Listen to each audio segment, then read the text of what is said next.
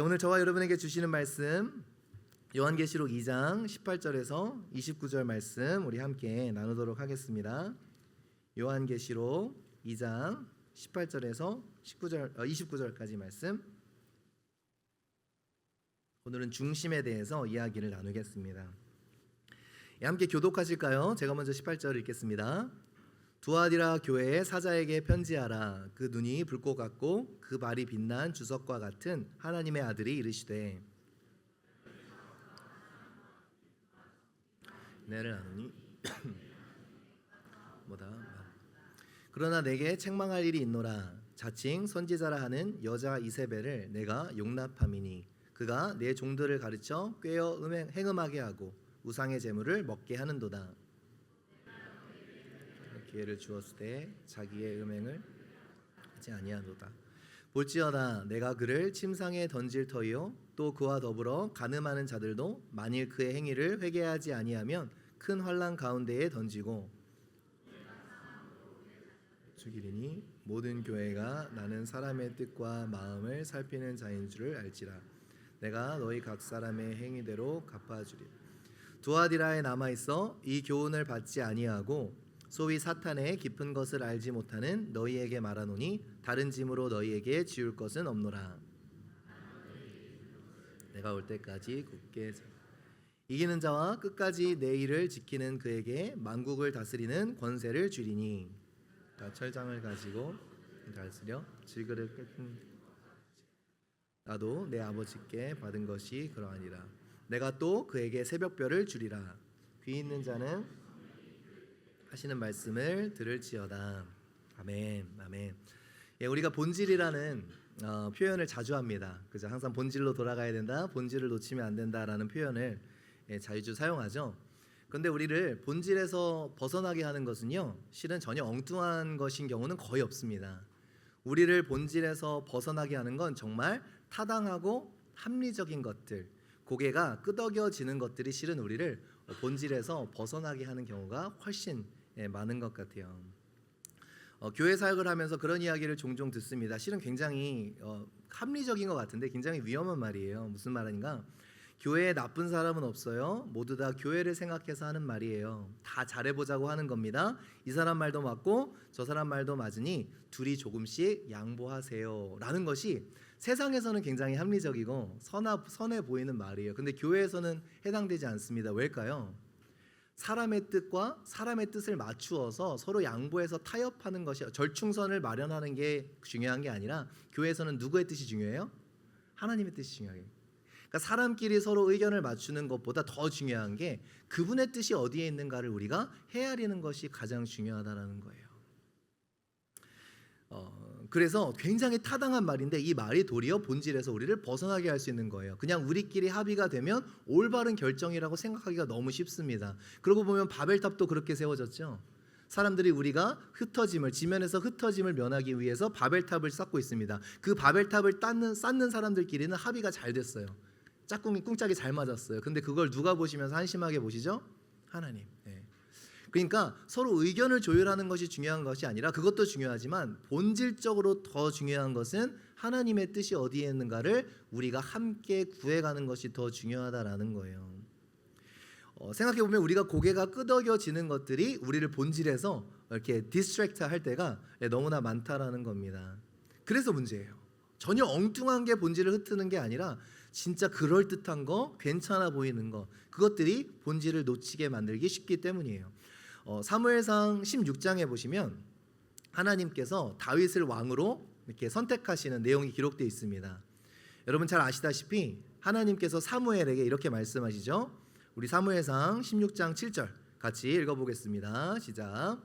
여호와께서 사무엘에게 이르시되 그의 용모와 키를 보지 말라. 내가 이미 그를 버렸노라.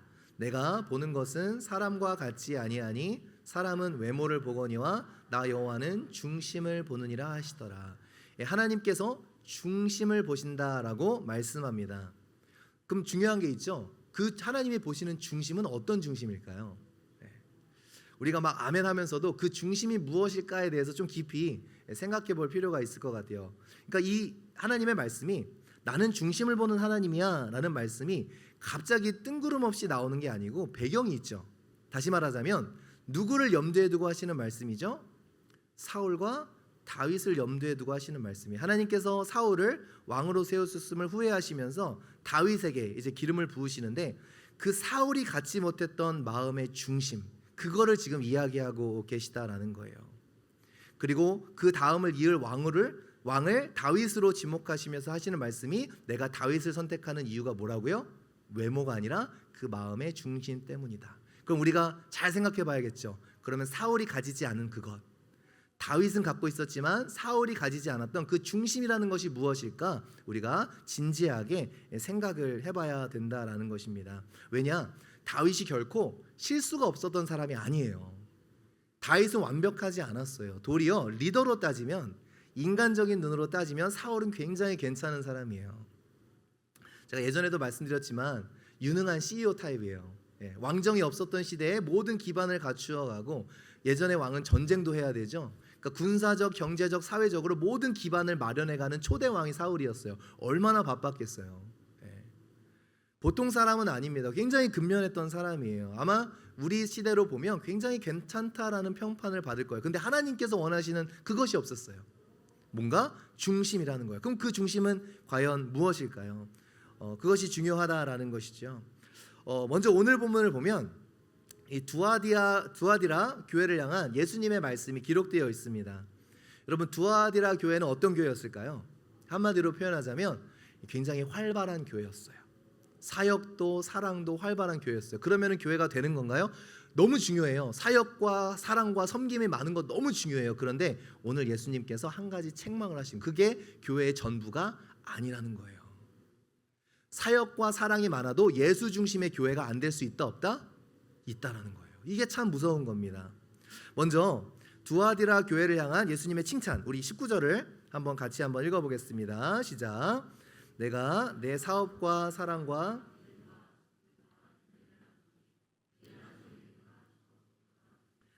두아디라 교회를 칭찬하십니다. 내 사업, 그러니까 비즈니스가 아니라 이제 사역이라는 거죠. 일, 사역이라는 표현이 됩니다. 많은 사역이 있고 사랑과 믿음도 있고, 헬라어로 피스티스, 그죠? 믿음. 또 피스티스는 신실함으로 번역된다고도 말씀드렸습니다. 그러니까 사랑과 신실함이 있는 그러한 교회. 그리고 섬김, 헬라어로 디아코니아, 이 타인을 향한 자발적인 섬김을 의미하는 거죠. 성도들이 막 섬기는데 진심이에요.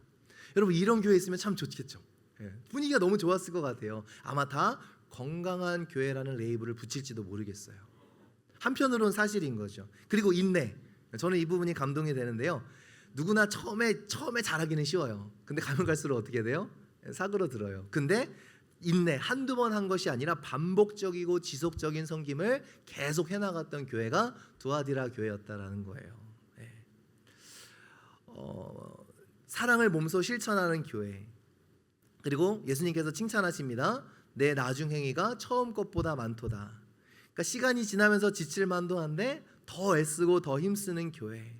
사역의 규모가 점점 커져갔을 텐데 그럼에도 책임감을 가지고 신실하게 그 사랑의 섬김들을 해나갔던 교회. 얼마나 좋아요. 그런데 안타까운 것은 교회가 이게 전부가 아니라는 거예요. 중요하지만 이것이 교회의 본질이 아닐 수 있다라는 거예요. 사랑과 섬김 너무나도 소중하고 필요한데, 교회가 교회되어지고 성도가 성도되어지는 결정적인 무엇인가가 있어요. 우리들의 사역이 아니고요, 성도가 성도되어지는 결정적인 그 중심이 있다라는 거예요.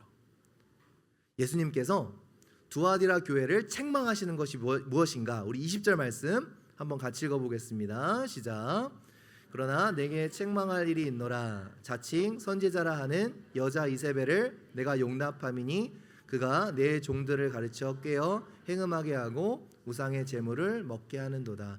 여러 가지 사랑의 섬김을 하는데요, 뭐를 했어요? 여자 자칭 선지자라 하는 이세벨을 내가 용납했다. 지금 예수님께서 굉장한 마음의 중심의 것들을 건드리고 계시는 겁니다.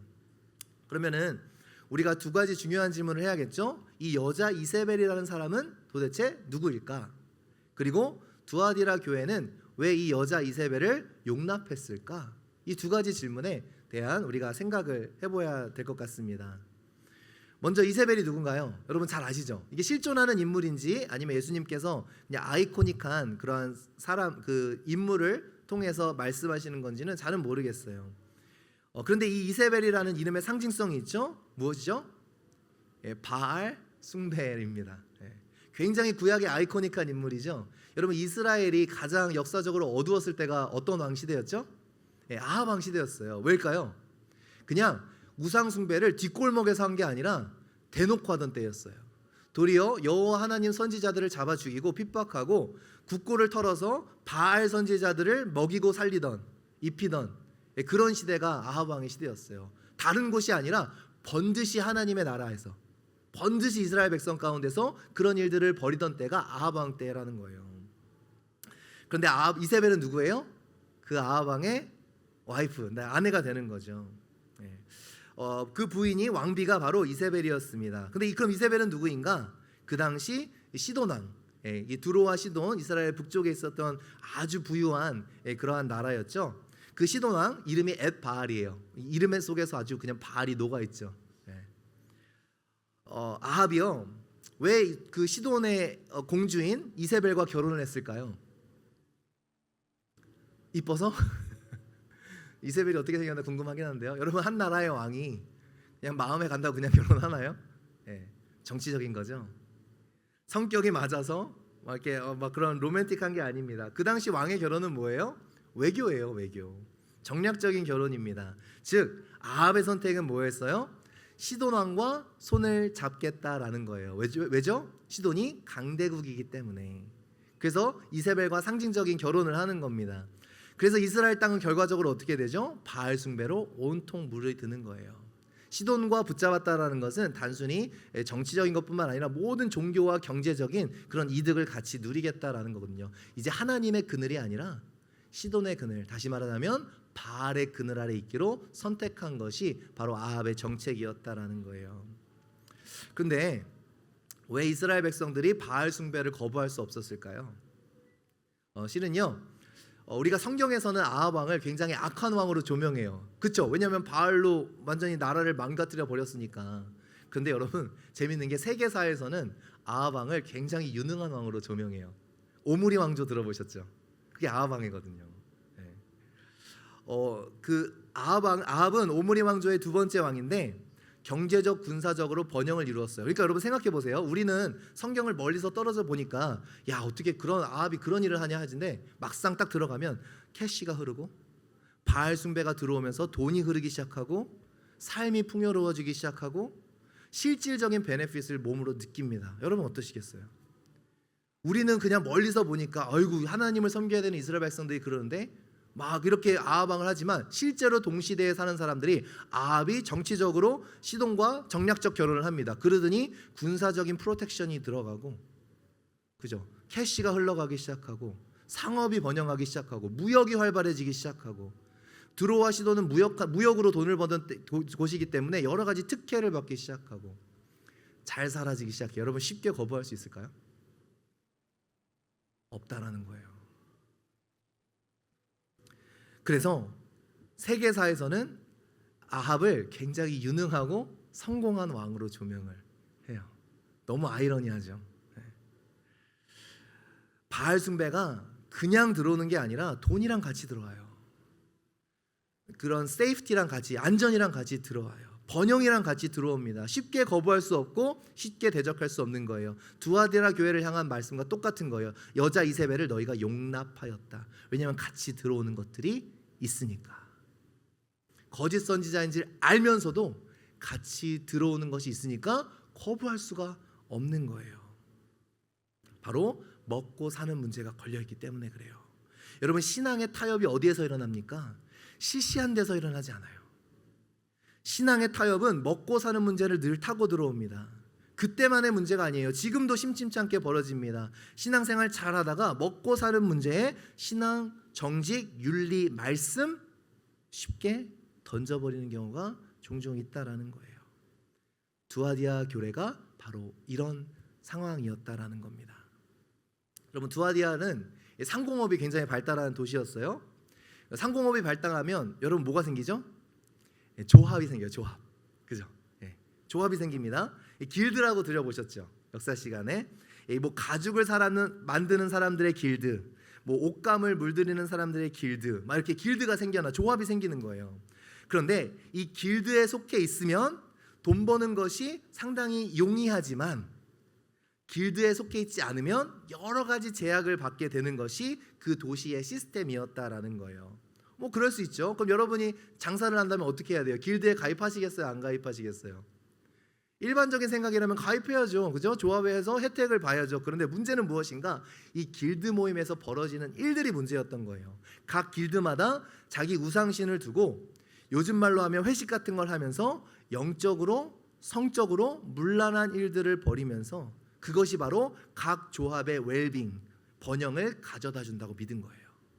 우리 가죽업을 하는 사람들이 길드를 형성해서 거기서 우상 숭배를 하고 행음을 하면서 그 행음을 하면서 우리에게 이런 번영을 가져다 주는 신을 기쁘게 하는 거다. 길드에서 그런 일이 벌어지는 거예요. 길드마다. 그러면은 다시 한번 질문을 드릴게요. 그럼 내가 길드에 크리스찬으로서 길드에 들어가야 돼요, 말아야 돼요? 사업이 망할 텐데. 그래 끄덕끄덕 하셔야죠. 들어갈 거예요. 여러분, 사업이 망할 거예요. 네, 그 볼륨 디스카운트 이제 못 받을 수도 있어요. 거래를 하는데 거래처가 우리를 바꿔 놓을 수도 있어요. 그래도 길드 안 들어가셔야죠. 네, 그래야죠. 네. 그런데 그게 쉽지 않다라는 거예요. 이것이 두아디라 교회 성도들이 겪었던 신앙적인 갈등이었습니다. 먹고 사는 문제를 틈타 이세벨이 들어온다라는 거예요. 여러분, 두아디라 교회가 이세벨을 용납한 이유가 뭐예요? 어쩔 수 없잖아. 먹고 살아야 되잖아. 다들 하잖아. 나만 그런 거 아니잖아. 이게 중심이에요. 만약 그 이세벨이라는 인물이 실존했다면 그 교회 안에서 영향력 있는 사람, 뭐 길드 조합장이라든지 모르겠어요. 그 영향력 있는 사람을 내쫓으면 어떻게 될까요? 어떠한 사회적 불이익을 당할지 모르죠. 그러면 어떻게 될까요? 그 사람들에게 두아디라 교인들은 어떤 생각이 들었을까요? 그럼 여태까지 우리가 사랑과 인내로 해온 모든 수고들은, 우리가 이렇게 애써왔던 우리의 사역들은 그냥 우리 이거 지켜내야지. 우리 교회 지켜내야지. 어쩔 수 없잖아. 이것이 우리가 살아가는 사회의 흐름이잖아. 우리 예수님 안 믿는 거 아니잖아. 우리가 진짜 우상을 믿기 때문에 거기서 그러고 있는 거 아니잖아. 우리가 진짜 우상을 믿기 때문에 그렇게 섞이는 거 아니잖아. 그래도 우리는 돈 벌어서 그렇게 벌었지만 좋은 데 쓰면 되잖아. 우리 사역은, 우리 건물은, 우리 애들은, 우리 인생은 너무나도 합리적인 이유들이 있어요. 근데 이 합리적인 이유가 무엇에서 벗어나게 해요? 본질에서 벗어나게 한다는 거예요. 이세벨을 용납할 수 없는 이유가 우리 가운데도 충분히 있어요. 언제든지 있어요. 어쩔 수 없잖아. 어쩔 수 없잖아. 부득이하잖아. 우리한테도 늘 이유가 있습니다. 그런데요, 바로 이 지점이 하나님께서 사울을 버리신 지점이에요. 무섭죠? 네. 사울이 넘어진 지점이 바로 이 부득이함이에요. 열심히 부족함이 아니고요, 타락한 것도 아니고요, 사울이 넘어진 지점이 바로 이 부득이함입니다. 사무엘상 13장에 보시면 이 사울이 블레셋과 전쟁 가운데 아주 긴박한 사건을 마주하게 돼요. 진짜 그냥 1초를 다투는 그런 사건입니다. 전세가 아주 불리해진 상황을 성경은 어떻게 묘사하는지 우리 한번 살펴볼게요. 사무엘상 13장 우리 6절 한번 보시겠습니다. 같이요. 시작.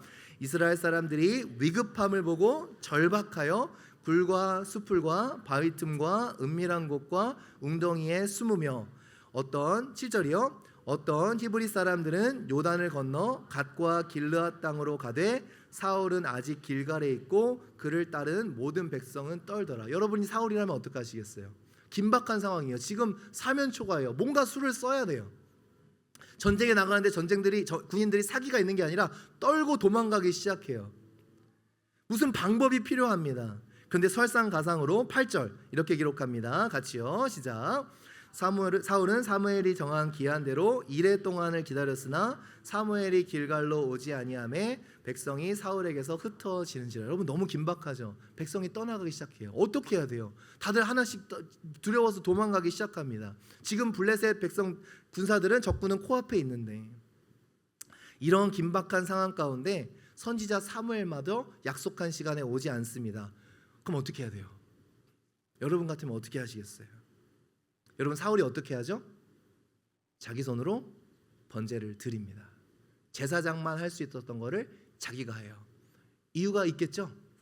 안 기다린 거 아니잖아요. 약속을 안 지킨 건 사무엘이잖아요. 일주일간에 기다렸잖아요. 어떻게든 일주일간 기다려보려고 노력했잖아요. 상황이 이렇잖아요. 지금 다 빠져나가게 생겼어. 옆에서 그럴걸요? 부하들이 빨리 장군이 하십시오, 왕이 하십시오. 뭔가 수를 써야 되지 않겠습니까? 빨리 백성들을 이 번제를 드리심으로 백성들이 여호와가 우리와 함께 하신다는 것을 어떻게든 그들에게 좀 나타내 보이십시오. 뭔가 수를 써야 되지 않겠습니까? 사무엘이 와야지. 어쩔 수 없잖아요. 안 보이십니까, 장군? 이러한 긴박한 상황 가운데 있었겠죠.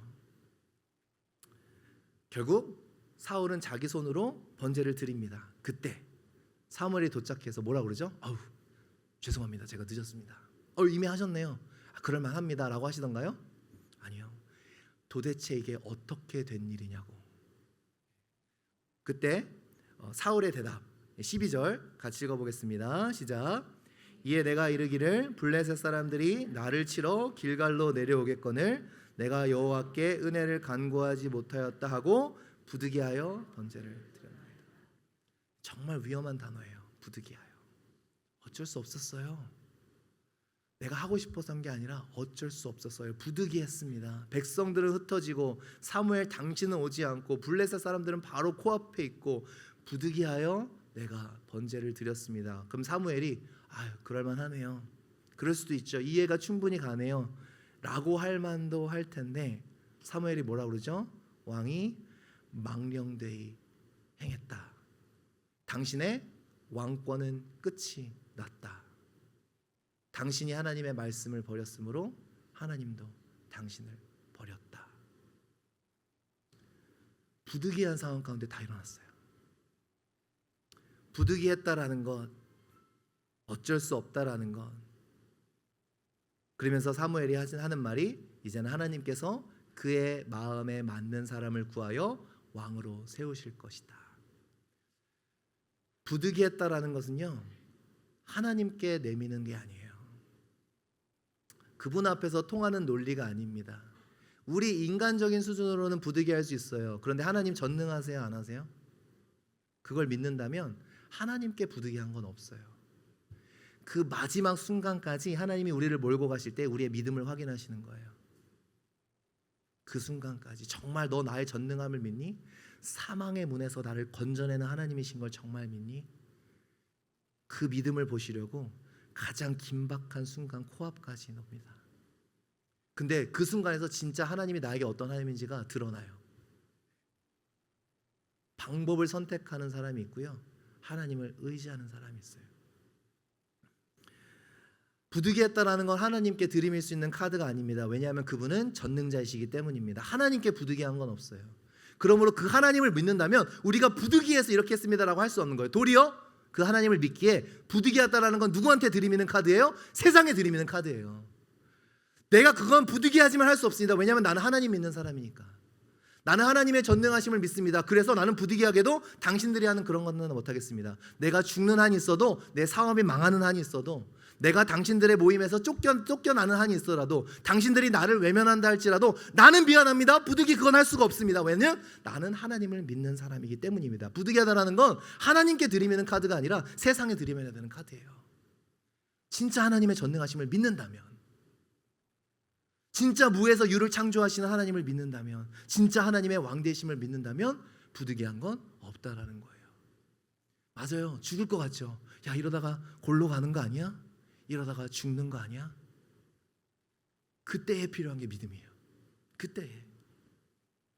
그분께 달려있는데 부득이한 게 어디 있겠어요. 그래서 예수님께서는 두아디라 교회를 향해 자신을 이렇게 소개하십니다. 우리 18절 같이 한번 읽어보겠습니다. 시작. 두아디라 교회의 사자에게 편지하라. 그 눈이 불꽃 같고 그 발이 빛난 주석과 같은 하나님의 아들이 이르시되. 여러분, 눈이 불꽃 같은 건 뭐예요? 성경을 보면 이 감찰하는 눈이라는 뜻이에요. 그러니까 중심을 꿰뚫어 보시는 하나님이에요. 진짜 부득이했어? 죽을 각오로 안 했어? 우리의 마음을 주시는, 그러니까 예수님이 말씀하시는 거예요. 이세벨을 용납한 거 맞아. 너희들은 부득이하다고 얘기하지. 정말 부득이한 걸까? 너의 마음 속에 진짜 무엇이 있을까? 그거를 예수님이 살피신다라는 거예요. 그리고 발이 빛난 주석과 같다라는 거, 능력과 힘을 상징합니다. 실은 그 부득이해 보이는 그 순간에 어떤 선택을 하는가가 내가 하나님을 어떤 하나님으로 믿고 있는가 가장 정확하게 드러내주는 순간이에요. 정말로 우리 마음의 중심에 무엇이 있는가는 삶과 죽음의 기록 가운데 서 있을 때 드러나요. 세상은 타협을 요구하는 지점. 야, 너만 그런 거 아니야. 다 그래. 그 삶과 죽음의 기로에서 세상은 타협을 요구하는 그 지점. 야, 안 그러면 너 망할지 몰라. 안 그러면 죽을지 몰라. 안 그러면 네 인생 그냥 어떻게 될지 몰라. 라는 그 지점에서 정말 하나님이 내 왕이신지가 드러나는 거예요. 그때 내가 정말 하나님의 전능하심을 믿는지 안 믿는지가 그때 드러나는 거예요.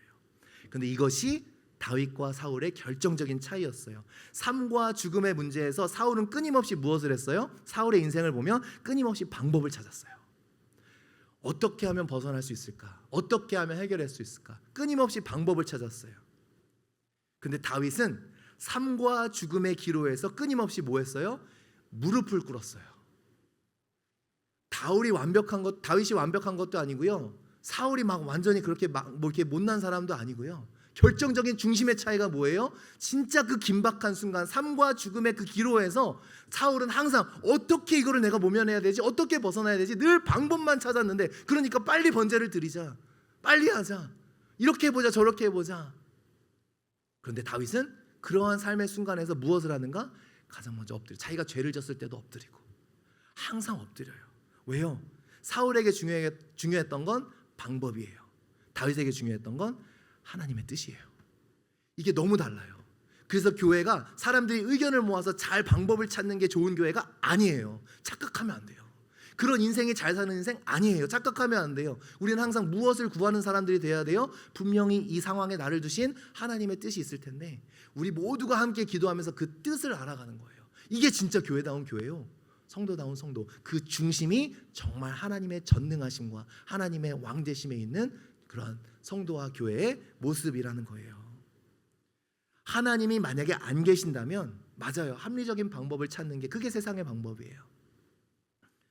내가 옵션 1, 2, 3, 4를 놓고 가장 합리적인 걸 찾아내야죠. 그게 세상이 움직이는 방법이잖아요. 그런데 하나님이 계시다면 모든 것이 바뀌죠. 왜요? 하나님의 뜻은 1, 2, 3, 4가 아니라 하나시니까. 그렇죠? 그럼 진짜 중요해지는 건 뭐예요? 하나님의 뜻이 무엇일까가 제일 중요해지는 거예요. 어떤 게 나은 길인가가 아니라 하나님이 뜻하시는 길이 무엇인가가 제일 중요해지는 거죠. 내 눈에 아무리 저게 좋아 보여도 하나님의 기도과 말씀 가운데 하나님이 이거라 말씀하시면 너무 간단해지는 거예요. 진짜 하나님의 살아계심을 믿는다면. 근데 우리 마음 가운데 갈등이 왜 이렇게 많이 일어나요? 진짜 하나님을 믿는다고 하지만 그분이 뜻을 가지고 계심을, 그분이 정말 살아 역사하심을, 나를 사망의 음침한 골짜기에서도 나를 건져내주는 분이심을 진짜 우리 마음속 깊이 믿지 못하기 때문인 경우가 너무 많다라는 거예요. 이것이 중심이에요. 정말 하나님께 내 인생의 닻을 내렸는가? 그분의 뜻이 중요한가? 왜요? 그분은 왕이니까. 그분이 옳다 하시는 게 답이라는 결론으로 살아가니까. 여러분 그 결론으로 살아가고 계시죠? 내가 보기에 좋은 게 아니라 그분이 옳다라는 게 답으로 살아가셔야 되잖아요. 그게 하나님의 왕이잖아요. 하나님의 왕이시라는 고백이잖아요. 하나님의 왕이시라고 고백하면서 무슨 의미로 그 고백을 담고 계세요? 하나님이 왕이신데 그러면 그분이 말씀이 정답이겠죠. 네. 그러면 내가 아무리 옳다고 생각해도 내게 중요한 건 내 옳다고 생각하는 것이 아니라 하나님의 뜻이 무엇인가가 가장 중요하겠죠. 답이 너무 간단한 거예요. 그분 전능자시니까 어떤 결론이 나요? 정말 하나님이 살아계시다라는 믿음이 있으면 어떤 결론이 나올까요? 아무리 이제 너 이제 가는 거야, 너 죽는 거야, 세상은 저와 여러분에게 그렇게 말할지 몰라요. 그런데 어떠한 담대함이 생기는지 알아요? 절대 안 죽어요. 단언할 수 있습니다. 저는 죽어도 한 4번은 죽었었어야 됐어요. 오케이. 근데 안 죽더라고요. 그래서 사람이 별로 안 두려워요. 왜냐하면 하나님이 안 죽이시면 안 죽더라. 하나님이 죽이시면 뭐가 죽는 거. 그걸 몇 번 경험하고 나니까 야, 망해야 되는데 안 망하네. 하나님 말씀 따라가려고 발버둥 치니까 망해야 되는데 안 망하네. 절대로 죽지 않는다라는 결론이 내려지더라고요. 왜냐하면 그분이 전능자시니까. 사람은 다 그래요. 너 그렇게 살면 안 돼. 너 그렇게 살면 안 돼. 제가 이제 저희 집이 갑자기 여담이 생각이 나서 죄송합니다. 제가 이제 미국 오고 나서 제가 지난번 금요기도 때 잘못 셌어요. 18번 이사했다고 했는데 17번이에요. 죄송해요. 한 번 제가 뻥을 쳤어요. 이번에도 이제 있는 집을 나오게 되면서 집 구하기가 쉽나요? 어렵죠. 근데 다 구해져요. 주변에선 그러더라고요. 그래도 집 한 채 가지고 살아야지. 그래서 괜찮다고 안 죽는다고. 쫄깃쫄깃하죠. 집 나가야 되는 시간이 다가오는데 하나님이 한 군데 열어주셔서 한 군데 계약하게 하시더라고요. 희한하죠. 연락해도 연락도 안 와요. 그죠? 목사 월급이 고만고만하니까. 근데 한 군데 연락 와서 여러분은 그런 거 모르시죠? 여러분은 항상 골라서 가시죠.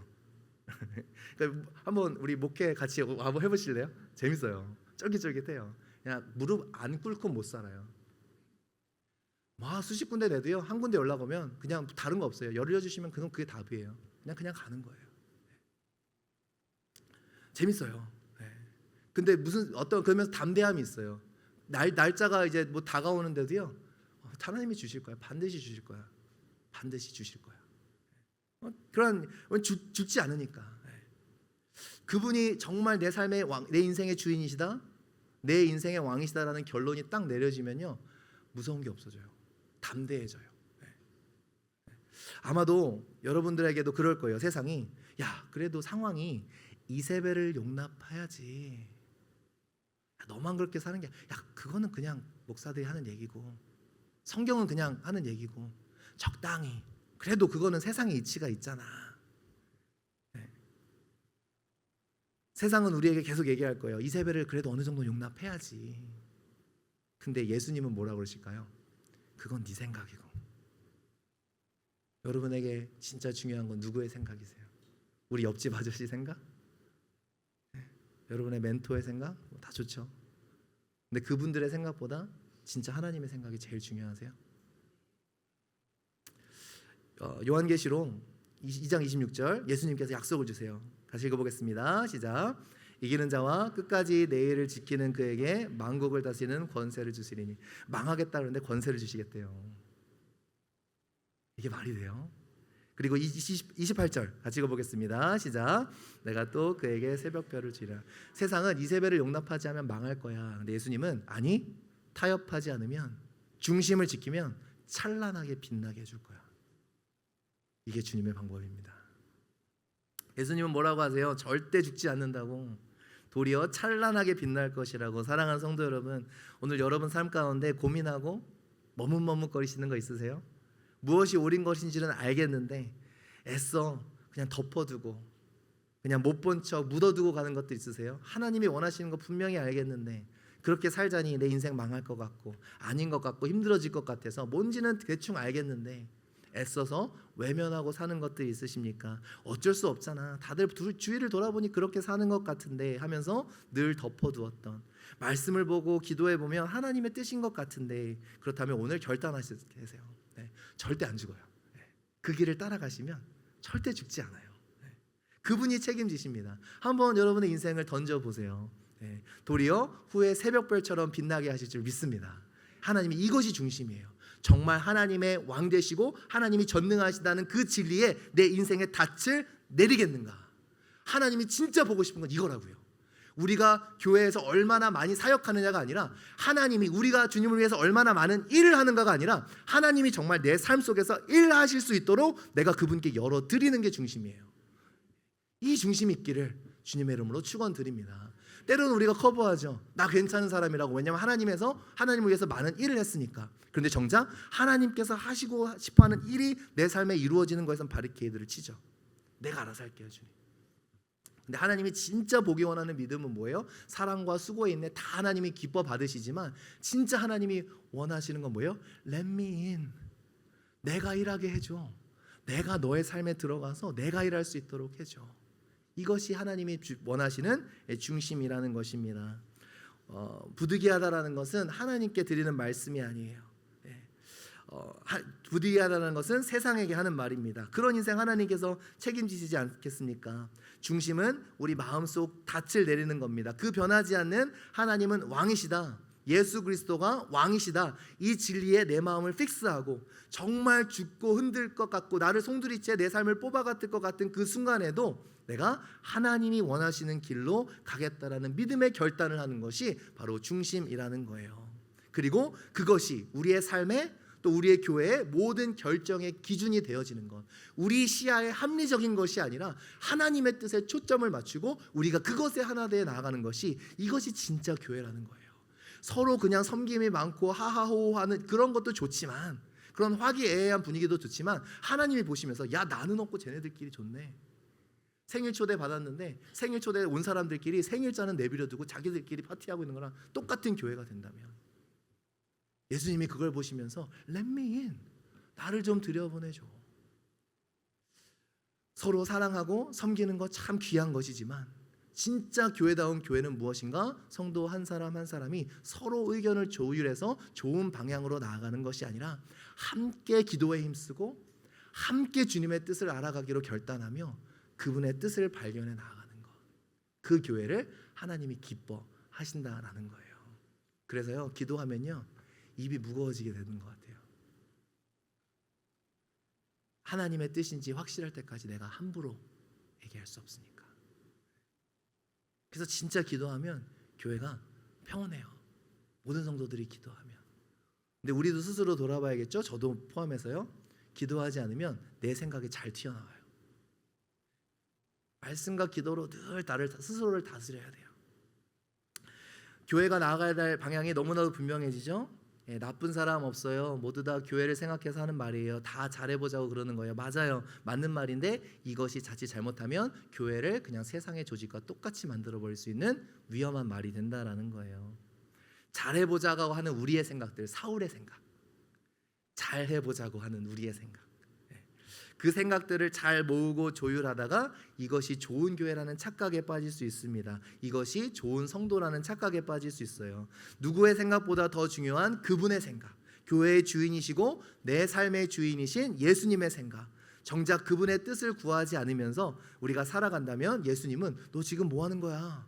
너 지금 뭐 하는 거야? 이렇게 우리에게 말씀하실지도 모르겠습니다. 교회는 그분을 위한 교회이기도 하지만 교회는 그분의 교회입니다.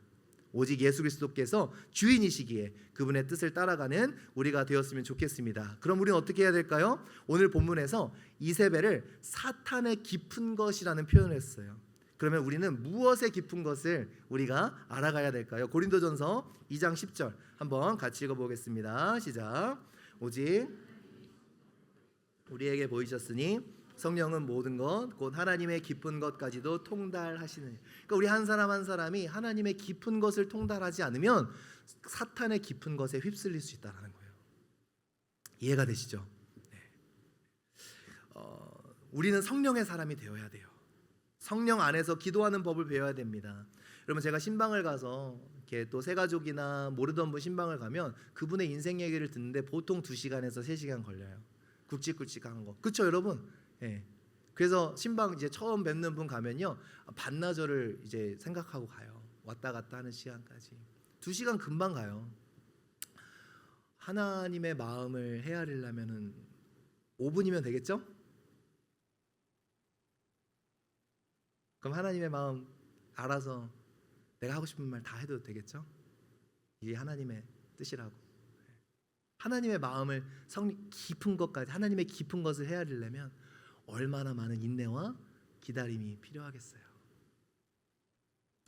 그래서요 우리 교회는요 제가 개척할 때에도 이거 많이 강조했어요. 지금도 근데 이게 막상 개척을 하면서 저도 사역을 하면서 저의 부족함도 참 많이 깨닫고 쉽지가 않더라고요. 뭐였죠? 우린 회의 많이 하지 않겠다. 기도하겠다. 그래서 우리 교역자 미팅 때도 참 기도 많이 했어요. 회의 거의 안 해요.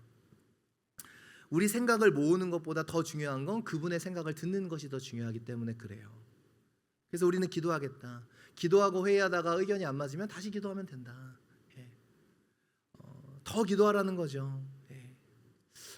기도 안 하면 10명이 모이면 10인 10색, 100인 100색 다 반드시 나와요. 예. 근데 기도하면 하나로 모여지겠죠. 왜요? 하나님은 한 분이시니까.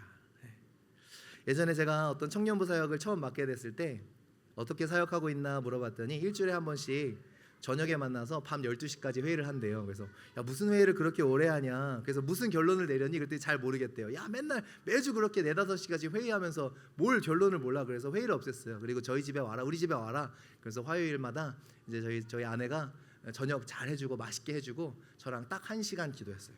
딱 1시간, 일주일에 1시간씩 모든 리더들이. 그리고 제가 이거 해라 저거 해라 안 해요.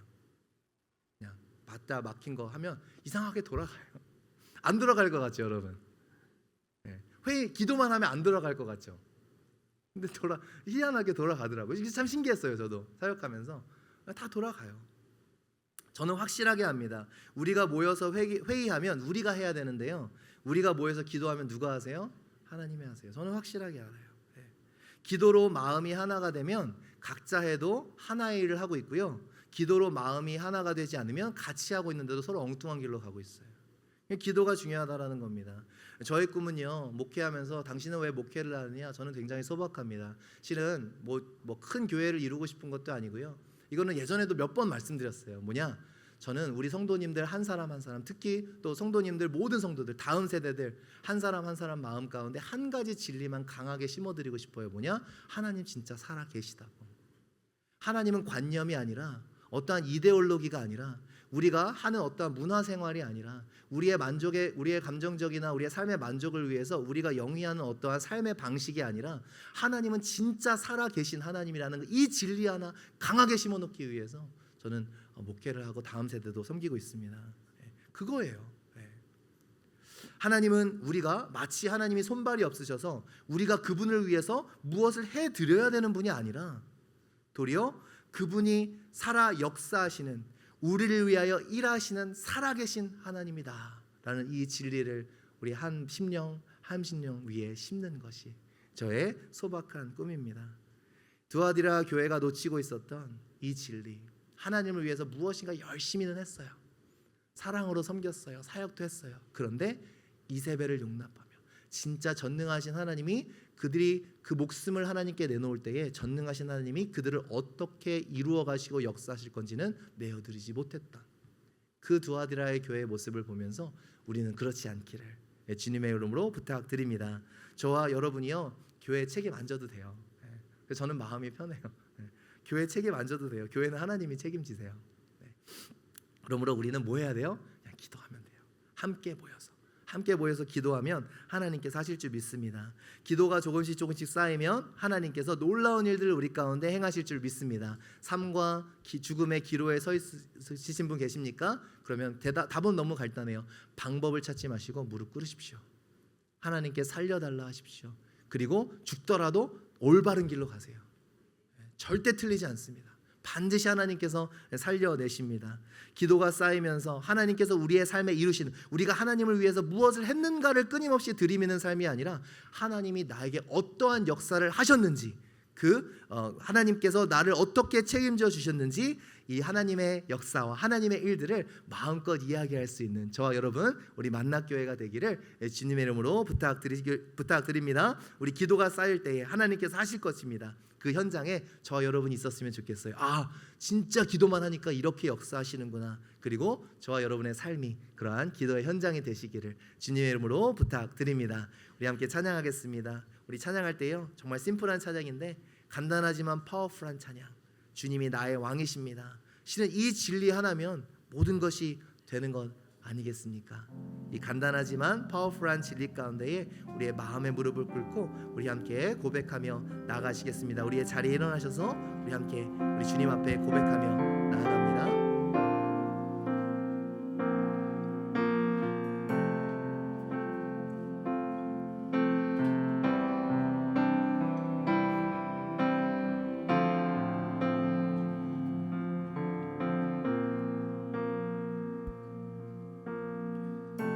주님만이 왕이십니다. 주님만이 왕이십니다.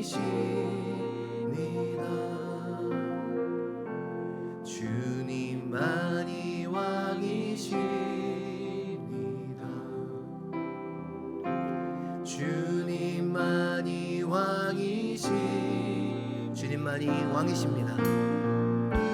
주님만이 왕이십니다. 주님만이 왕이십니다. 주님만이 왕이십니다. 주님만이 주님만이 왕이십니다. 주님만이 우리의 삶과 우리의 가정의 왕이십니다. 주님만이 왕이십니다. 주님만이 왕이십니다. 주님만이 왕이십니다. 주님만이 왕이십니다. 주님만이 왕이십니다. 주님만이 왕이십니다. 주님 우리의 삶의 모든 운명을 주님께 맡겨드리며 내 삶에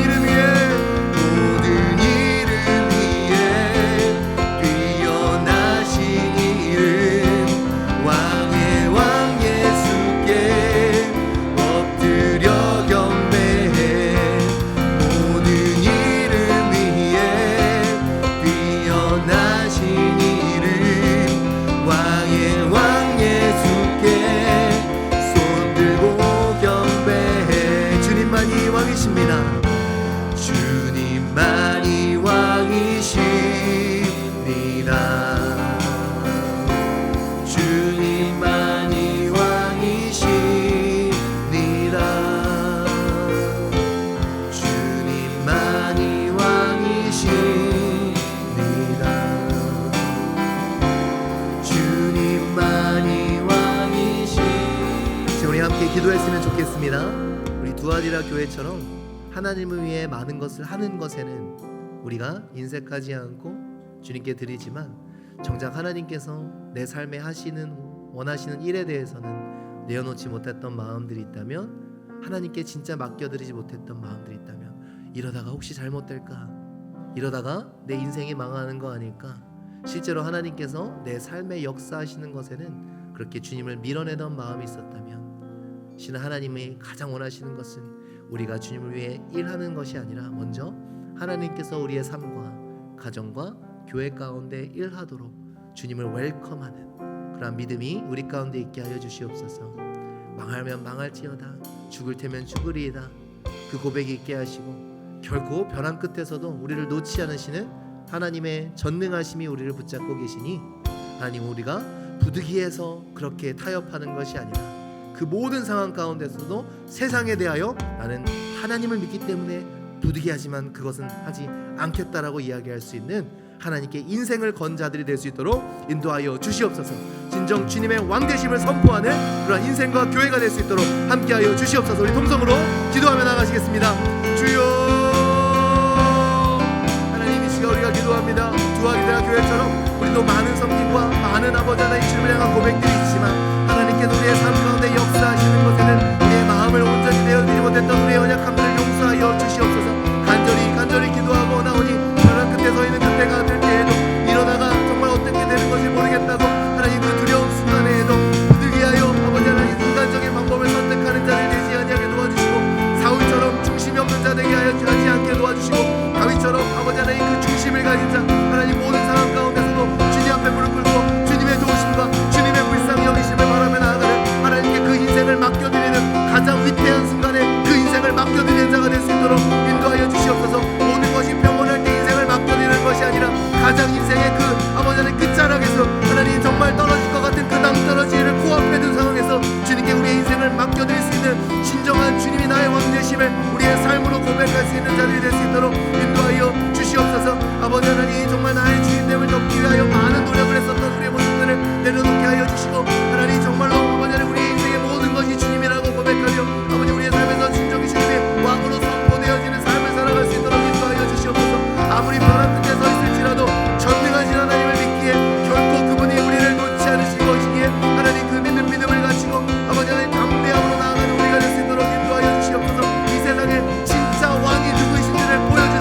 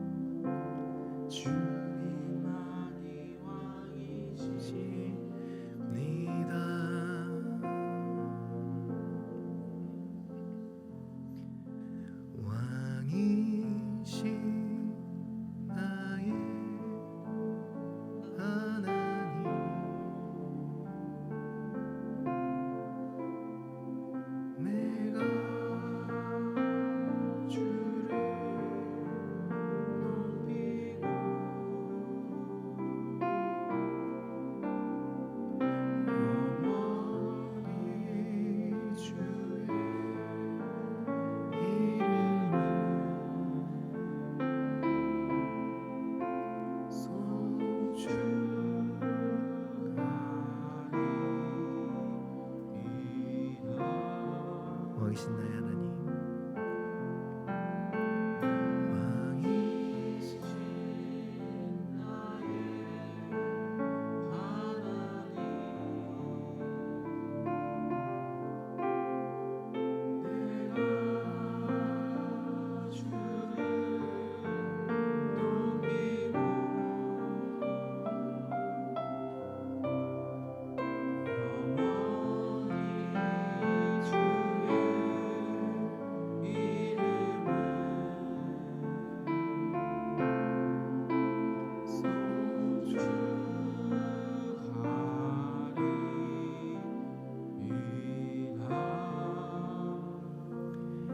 이제는 우리 주 예수 그리스도의 은혜와 하나님의 사랑과 성령님의 교통 내주하심이 하나님이 진정 나의 삶의 왕이시기에 세상은 부득이하다라고 말하는 그 상황 가운데서도 우리 믿음의 중심을 하나님께 두고 정녕 하나님은 살아계신 하나님이시니 내가 결코 흔들리지 아니할 것이라 고백하는 주의 자녀 머리머리 위에 지금부터 영원토록 함께 하시기를 간절히 축원하옵.